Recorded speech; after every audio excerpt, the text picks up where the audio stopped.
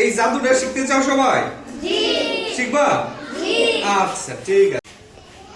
এটা কি বলো? এটা এটা এটা কি লিখলাম বলো? এর উচ্চারণ একটা হচ্ছে দি, আরেকটা উচ্চারণ হচ্ছে দা, আরেকটা কি উচ্চারণ? দা। এর উচ্চারণ হচ্ছে দুই রকম, একটা হচ্ছে দি আর একটা হচ্ছে দা। দি কোথায় হবে, দা কোথায় হবে? একটা চিন্তার বিষয় না?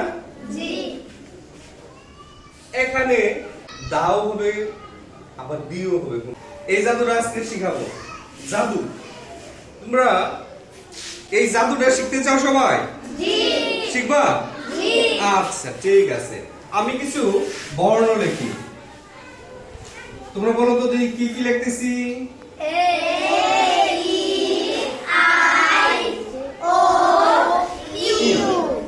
এ ই আই ও ইউ, এগুলোর নাম কি? ভাওয়েল, তাই না? এগুলো ভাওয়েল। আর বাকি যা আছে সব কনসোনান্ট, আমরা জানি তাই না? এ ই আই ও ইউ কটা?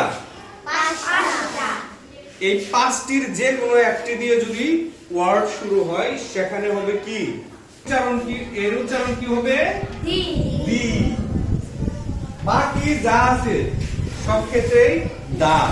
যেমন আমরা অ্যান্ড উচ্চারণ করছি, অ্যান্ড এর শুরু কি হয়েছে? ওয়ার্ডটা এ, তাহলে এর উচ্চারণ কি হবে? দি অ্যান্ড, দি অ্যান্ড। দেখো তো ওয়ার্ড শুরু হয়েছে কি বর্ণ দিয়ে? কনসোনান্ট। তাহলে এই আই ও ইউ আছে এখানে, তাহলে এটার উচ্চারণ কি হবে?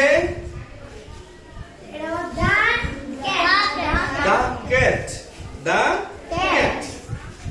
এখানে দেখো তো দি ওয়ার্ড শুরু হয়েছে কি লেটার দিয়ে? কনসোনান্ট। তাহলে এর উচ্চারণ কি হবে? দা। ভুল হবে আরো? মারলেও তো ভুল হবে না, তাই না? যে তুমি ভুল উচ্চারণ করো। তাহলে এমন একটা ওয়ার্ড তৈরি করো দেখি। ডগ, ডগ, ডি ও জি, ডগ। তাহলে এর উচ্চারণ কি হবে? জোরে, আমি শুনি না তো। দি অ্যাপল, দি অ্যাপল। এর উচ্চারণ কেমন হবে? এর উচ্চারণ, এর উচ্চারণ